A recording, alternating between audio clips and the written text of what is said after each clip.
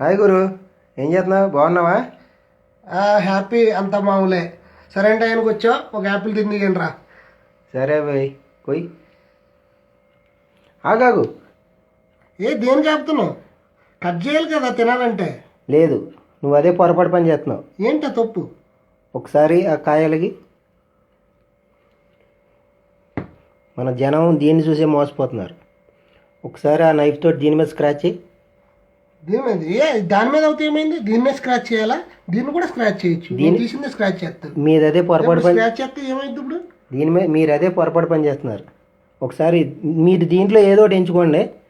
ఒకసారి దీని మీద స్క్రాచ్ చేయి. దీంట్లో కెమికల్ ఉంటుంది, దీనిపైన కోటింగ్. ఓకే, నేను ట్రై చేస్తాను.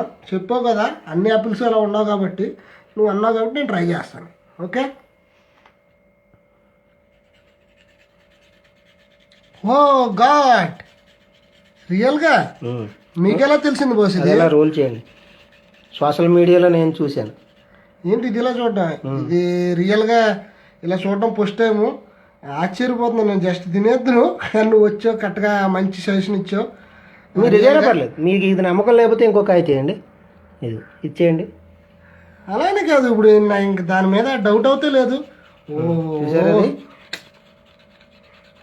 రియల్గా నాకైతే ఆశ్చర్యం కలుగుతుంది. ఇది పైన ఈ ఫ్రూట్స్ పైన నీట్ గా కనపడడానికి ఇది ఒక కోటింగ్. ఇది కెమికల్ లా ఉంది కదా.